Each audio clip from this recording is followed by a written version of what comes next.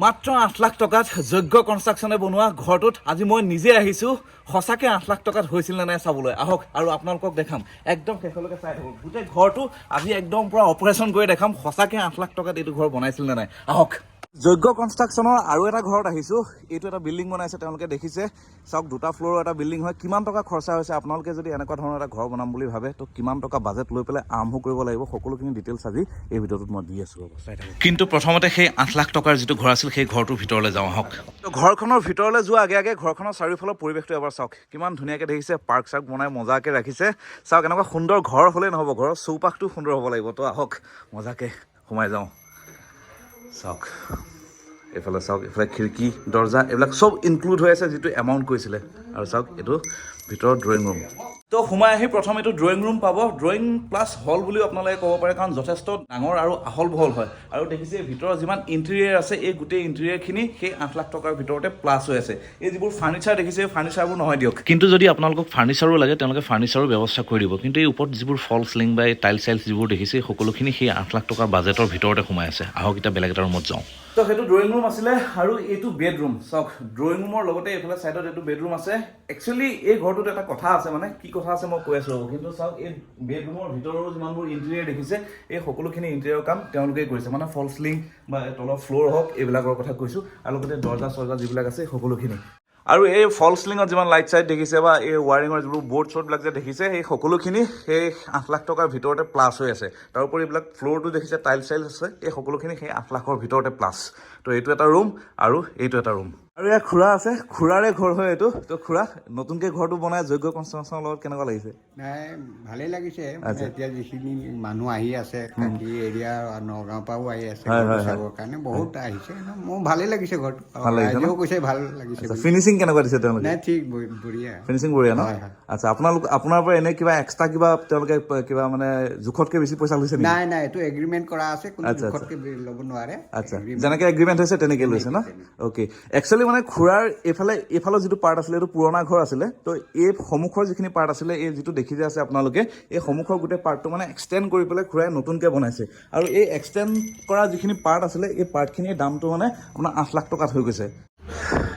তো এইটোৱে আছিলে সেই 8 লাখ টকা ঘৰৰ আচল ৰহস্যটো তো এতিয়া এইখিনি কেনেকৈ কি কৰিলে ইয়াৰ উপৰি আৰু মই ওচৰতে ধুনীয়া ধুনীয়া ঘৰ বনাই আছে সকলোখিনি মই দেখাই দি আছোঁ ৰ'ব যোগ্য কনষ্ট্ৰাকশ্যনৰ আৰু প্ৰথমে মই ঘৰটো দেখোঁতে ঘৰৰ যিটো প্ৰিণ্ট আছে প্ৰিণ্টটো চাপৰ বুলি ভাবিছিলোঁ মানে সকলোৱে ভাবিছিলে এই বস্তুটো কমেণ্টতো মই দেখিছোঁ কিন্তু চাওক প্ৰিণ্টৰ কিমান হাইট আছে দেখিছে এজন মানুহৰ পৰা কঁকাললৈকে আছে তো এতিয়া আৰু 2-3টামান ছাইটত গৈ আছোঁ ৰ'ব তেওঁলোকৰ তাত গৈ পেলাই দেখাই দি আছোঁ তাৰপিছত আপোনালোকক ডাইৰেক্ট মই কথা পতাই দি আছোঁ যোগ্য কনষ্ট্ৰাকশ্যনৰ মূল যি মেইন স্বত্বাধিকাৰী তেওঁৰ লগত তো বলক এতিয়া এই মষ্ট ফেমাছ ঘৰখনৰ পৰা বেলেগ এখন ঘৰলৈ যাওঁ সেইখন ঘৰো ফেমাছ কিন্তু এইখনৰ নিচিনা ফেমাছ নহয় দিয়ক তো বলক এতিয়া আহক চাফাৰী তো সেইটো ঘৰৰ পৰা আহিলোঁ আৰু এতিয়া বেলেগ এটা ছাইটত আহিছোঁ পিছফালে দেখা পাই আছে চাগে ঘৰটো আৰু যোগ্য কনষ্ট্ৰাকশ্যনৰ মূল যিজন ব্যক্তি স্বত্বাধিকাৰী বুলি ক'ব লাগিব এফালে আছে চাওক যোগ্যতা আপোনালোক সকলোৰে এখন চিনাকি মুখ তো এতিয়া দাদা আৰু মই এই ঘৰটো চাম ইয়াতে কেনেকুৱা কি খৰচা হৈছে কি কথা কি বতৰা তাৰোপৰি 8 লাখ টকাৰ যে যিটো কথা আছিলে সেই ঘৰটো গোটেই অসমৰ মানুহে জানিবৰ কাৰণে উৎসুক হৈ আছে কেনেধৰণে মানে 8 লাখ টকাত ইমান ধুনীয়া ঘৰ এটা হ'ল হয় নাই মানে আমি কামবোৰ কেনেকৈ কৰোঁ গোটেই অসমৰ মানুহে গমেই পায় মাজত মানে আমাৰ কোনো থাৰ্ড পাৰ্চন নাথাকে যাৰ কাৰণে আমি খুব কম প্ৰাইচতে মেটেৰিয়েলছবিলাক উঠাব পাৰোঁ আৰু আমাৰ যিবোৰ লেবাৰ বা যিবোৰ বনোৱা আছে তেওঁলোকক আমি কণ্টিনিউ কাম দি থাকোঁ আপুনি যিটো দামত তেওঁলোকক লগাব আমি তাতকৈ কম প্ৰাইচতে তেওঁলোকক কামত লগাব পাৰোঁ যিহেতু কামৰ অভাৱ নাই কাম যথেষ্ট আছে গতিকে তেওঁলোকে কেতিয়াও মানে ৰখি থাকিব লগা নহয় ন ৰখি থাকিবলগীয়া নহয় বা আপুনি এক্সট্ৰাকৈ চাটাৰিং কিনিলে বা এইবোৰ বস্তু যিবিলাক বস্তু আপুনি আপোনাৰ ঘৰখনৰ কাৰণে কিনিলে সেইখিনি বস্তু আমাৰ অলৰেডি মানে কেইবাখন ঘৰতো ব্যৱহাৰ কৰিব পৰাকৈ সেইখিনি বস্তু আমাৰ হাতত ষ্টকত থাকে গতিকে তাতো কিছুমান পইচা ৰাহি হয় আৰু পইচাবোৰ মানে 10 জেগাত আপুনি 10টা জেগাত প্ৰফিট খাব পৰাকৈ তেনেকৈ নাযায় আৰু আমাৰ তাতে আমি কম পইচাই ল'ম কিন্তু আমি 1000 ঘৰ বনাম তেনেকুৱা এটা থিম ৰাখি পেলাই আমি কামবোৰ কৰোঁ অ'কে আৰু ইয়াতো এটা কাম চলি আছে ইয়াতো এইটো কাম চলি আছে এই বিল্ডিংটো চলি আছে তো এতিয়া ইয়াৰ ভিতৰত গৈ পেলাই দেখাম কেনেকুৱা কি আছে কিন্তু ফ্ৰণ্টৰ পৰা অলপ আপোনালোকে ভিউটো চাই লওক আৰু কিমান টকা লাগিছে এই ঘৰটো বনাওঁতে আপোনালোকে যদি এনেকুৱা টাইপৰ এটা ঘৰ বনাম বুলি ভাবে এই ঘৰটো বনাওঁতে কিমান টকা আপোনালোকৰ এটা বাজেট হাতত ল'ব লাগিব গোটেই ডিটেইলছ মই কৈ আছোঁ তো এইটো ঘৰৰ ছাইড ভিউ হয় ফ্ৰণ্টৰটো আপোনালোকে পালে যোগ্যতা এইটো ওপৰত কেইটা ফ্ল'ৰ এইটো মানে ফাৰ্ষ্ট ফ্ল'ৰ আছে ন এইটো তোমাৰ গ্ৰাউণ্ড ফ্ল'ৰ আছে গ্ৰাউণ্ড ফ্ল'ৰ যিটো এইটো চাইড দেখিছা ইফালে দুটা ৰুমত টিং লগোৱা হৈ আছে আচ্ছা আৰু ফ্ৰণ্টৰ চাইডো এইখিনি ঢালাই আছে আচ্ছা আৰু ওপৰত অলপ গেষ্ট হাউচ টাইপ বনোৱা হৈছে আচ্ছা আচ্ছা ইয়াতে কাম কৰা বা অফিচ টাইপৰ তেনেকুৱা ৰুম তলত আৰু ওপৰত গেষ্ট হাউচ টাইপ বনাই Okay. কিটচেনকে আদি কৰি মানে একদম সমস্ত ব্যৱস্থা আছে ওপৰতে আচ্ছা এইটো কিমান মান টকাৰ ভিতৰত এইটো এনেকুৱা এটা ঘৰ হৈ যাব অনলি যদি আমাৰ কনষ্ট্ৰাকশ্যন পাৰ্টটো কৰোঁ বুলি ভাবে কোনোবাই Okay. তেন্তে হ'লে এইটো ঘৰ মোটামুটি 18-19 লাখ টকাত কনষ্ট্ৰাকশ্যনখিনি কমপ্লিট হৈছে অ'কে আৰু ফুল ফিনিচিং মানে ইণ্টেৰিয়ৰত বহুতখিনি কাম কৰা হৈছে আচ্ছা মডুলাৰ কিটচেনকে আদি কৰি বা ৱাৰ্ডৰব এইবিলাক বনোৱা গৈছে বা বিচনাও বনাই দিয়া গৈছে সেইটো কাৰণে মোটামুটি আৰু অলপ পইচা 7-8 লাখ টকা এক্সট্ৰা আহিছে অ'কে মোটামুটি তোমাৰ 27-28 লাখ টকাৰ ভিতৰত এনেকুৱা এটা ঘৰ হৈ যায় মানে তো এটা লামচাম আপোনালোকক বাজেট মই এটা দি দিলোঁ মোটামুটি ধৰক 25-ৰ পৰা 30 লাখ টকাৰ ভিতৰত এনেকুৱা ধুনীয়া ঘৰ এটা আপোনালোকে বনাব পাৰিব মানে ইনক্লুডিং ইণ্টেৰিয়াৰ তো দেখা পাইছে ঘৰটোত দুইটা চাইডে এণ্ট্ৰি আছে এইফালেও আছে আৰু সিফালেও আছে তো এতিয়া আমি সেইফালেদি সোমাই পেলাই চাম কেনেকুৱা কি আছে ভিতৰত আহক এইবোৰ দেখিছা যে এইবোৰ এনেকে ৰাখা আছে আচ্ছা এইবোৰ যে দেখিছে দি দিছো তো ইয়াত ঢালাই কৰি পেলাই মানে পাৰ্কিং টাইলছটো লগাই দিম আচ্ছা আচ্ছা আচ্ছা ঘৰটো দেখাত ধুনীয়া মানে চাওক এই ঘৰটো যে বনাইছে ঘৰটোত এটা বেছ তেওঁলোকে তৈয়াৰ কৰিছে এটা চাওক এটা ৱাল দি পেলাই মজাকে এই বেছটোৰ ওপৰত তেওঁলোকে ঘৰটো বনাইছে এতিয়া এই যিখিনি জেগা যে আছে খালী জেগা ইয়াত মানে তেওঁলোকে পাৰ্কিং টাইলছৰ ব্যৱস্থা কৰিব মাজত যে পুৰা গ্ৰাছ ওলাই থাকে এনেকুৱা টাইপ ন আৰু ইয়াতে আপোনাৰ তলফালৰ পৰা যাতে পানী এচাগুনি পৰি কালাৰ চালাৰবোৰ ডেমেজ নহয় অ'কে পোষ্টো ডিজাইন হ'ল এনেকে টাইলছ লগোৱা হ'ল অ'কে টাইলছ লগাইছে এইটো কাৰণে আপুনিও যদি ঘৰ বনাই আছে মানে হা হা ভেটিটো যদি হাইট বেছি দিয়ে তেন্তে হ'লে এনেকে চাৰ্জাৰ দি দিব পাৰে আচ্ছা এখন এনেকুৱাকে চাৰ্জাৰ দিলে কি হয় মানে ভেটিটো ওখ হ'লেও ঘৰটো দেখাত বেয়া নালাগে আচ্ছা প্লাছ ইয়াতে আপুনি ফুলৰ টাব চাবকে আদি কৰি ঘৰটো ডেকৰেশ্যন হ'ল ডেকৰেশ্যন কৰিব পাৰে গোটেই কামখিনি দেখাতো ধুনীয়া লাগিব ইয়াতে আপোনাৰ 2x4 টাইলছ লগোৱা হৈছে অ'কে আৰু এইবোৰ চেগুনৰ দৰ্জা হয় হয় হয় তো এইবোৰ আজিকালি বজাৰ ৰেডিমেড কিনিবলৈ পোৱা যায় খুব ধুনীয়া ডিজাইন হয় ভিতৰত ধুনীয়া ডিজাইনৰ কালাৰ কৰা হৈ আছে কাৰণে মানে ইমান ধৰিব ঢাকি থোৱা হৈছে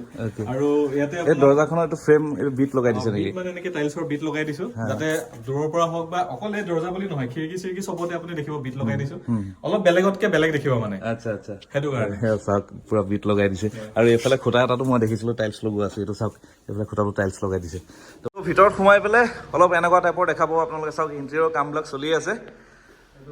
হা হা অ'কে চব ইয়াতে বনাইছে আৰু অ'কে ইয়াত এটা কম্পিউটাৰ টেবুল লাগিছে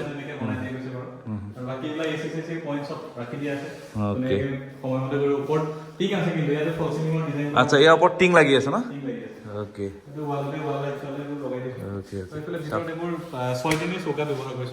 এইটো চৌকাত লগাইছে ন ইয়াতে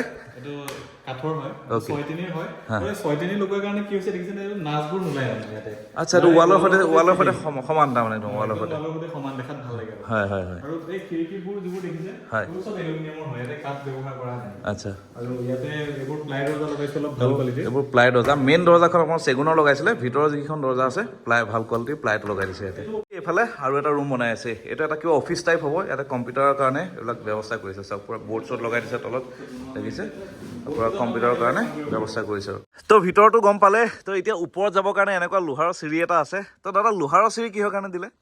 এইটো জেগাও কম যায় আৰু খৰচাও কমত হৈ গৈছে যিহেতু কনষ্ট্ৰাকশ্যন চলি আছে গতিকে ইয়াতে পুৰা পুটিন চুটিন কাটা মানে এইবিলাক ঘোলাবিলাক কৰি আছে বেক চাইডে টিং লগোৱা আছে বুলি আচ্ছা চাওক বেক চাইডে যে টিং লগোৱা আছে বুলি কৈছিলো সেয়া চাওক বেক চাইডে টিং লাগি আছে তো ওপৰত আহি এইবোৰ চাওক ষ্টিলৰ ধুনীয়াকে ফ্ৰেম লগাই থোৱা আছে আৰু অ'কে এইটো বিট লগাই মানে খুলিব নোৱাৰে এইটো জাষ্ট ডেকৰেশ্যনৰ আচ্ছা এইটো ডেকৰেশ্যনৰ কাৰণে ৰাখিছে পোহৰ যাতে যায় ভিতৰলৈ ধুনীয়াকে সেইটো কাৰণে আৰু এইটো ইয়াতে কোনো চৌকাত লগোৱা নাই আচ্ছা দৰ্জা কোনো ফ্ৰেম লগোৱা নাই ডাইৰেক্ট ৱাল গাঠি প্লাষ্টাৰ কৰিছো আৰু তাৰ ওপৰতে আমি ভাল কোৱালিটিৰ প্লাই লগাই ওপৰত মাইকা ফিটিং কৰি দিছো দেখাটো ডাঙৰ হৈছে আৰু ইয়াত আৰু কথা আছে তো ইয়াতে এনেকে ফিটিং কৰিলে হেৰি হ'ব দৰ্জা ফিটিং হৈ যাব না প্ৰব্লেম নাই দিয়া গৈছে অ'কে আৰু এইটো চাওক ভিতৰলৈ আহক এইটো এখন ডাইৰেক্ট হেৰি হৈ গৈছে ৱাও আৰে চাওক না দৰ্জাখন লাগি যোৱাৰ পিছত ধৰিব নোৱাৰা হৈ গ'ল চাওক একো ধৰিব নোৱাৰে ডাইৰেক্ট এটা টিভি কেবিনেট তাৰমানে চাওক এইটো মানে সম্পূৰ্ণ এটা নিজৰ আইডিয়াৰ ওপৰত কথা চাওক এইফালে আছে এইটো টিভিৰ কাৰণে এইটো এটা কাউণ্টাৰ হয় এইফালে দেখিছে সম্পূৰ্ণ নিজা আইডিয়াৰ ওপৰত বস্তুটো হয় মানে চাওক দৰ্জাখন যে আছে কোনো কাৰণত ধৰিব নোৱাৰে আৰু এইফালে এইটো কি বনাইছে এইটো অফিচ মই কৈছিলো এইটো গেষ্ট হাউচ টাইপ হয় বুলি আচ্ছা তো এইটো ডাঙৰ এটা হল হয় মোটামুটি আপোনাৰ 22 ফুট বাই 18 ফুট মানৰ ডাঙৰ হল আচ্ছা তাৰ ভিতৰত দেখিছে ফল চিলিঙৰ ডিজাইন কৰা গৈছে অ'কে আৰু ইয়াতে বিছনা বনাই দিয়া গৈছে টিভি কেবিনেট বনাই দিয়া গৈছে ইয়াত এটা সোফাও থাকিব অ'কে অ'কে অ'কে আৰু আলমিৰাবোৰ এনেকে ৱালৰ লগত মিলাকে বনাই দিছে কাৰণ চাওক আমাৰ কি হয় জাগাবোৰ মানুহে ইউজ কৰিব নাজানে ভালদৰে আচ্ছা আচ্ছা যাৰ কাৰণে বাহিৰত আমি চাওকচোন এখন যিখন চাৰ্জাৰ আছে সেই চাৰ্জাৰখনত আমি অলপ বক্স কৰি পেলাই বাহিৰলৈকে ৱালটো গাঁঠি দিলো আচ্ছা আচ্ছা তাৰ ফলত আমি এইটো ৱাল সমানে আছে হয় হয় আলমাৰিটো বনাই দিব পাৰিলে তে এনে নৰ্মেলি আলমাৰি বনাবলৈ হ'লে ওলাই আহিলেহেঁতেন আপোনাৰ প্ৰায় 1 ফুট ওলাই আহিলেহেঁতেন হয় এতিয়াতো আমাৰ ডাইৰেক্ট ইয়াত ফিটিং এডজাষ্ট হৈ গৈছে ধুনীয়াকৈ এডজাষ্ট হৈ গৈছে দেখাতো ধুনীয়া লাগি আছে আৰু এইটো এটা সৰু কিচেন হয় মানে অ'কে ইয়াতে কোনোবাই বনাই নিজে খাওঁ বুলি ক'লে তো ওপৰত গ্ৰেনাইট লগোৱা হৈছে হোৱাইট কালাৰৰ অ'কে আৰু আপোনাৰ এইটো কালাৰৰ টাইলছৰ লগত মিলাকে এইফালে বেৰচেৰ বনাই ধুনীয়াকে এটা সৰু এটা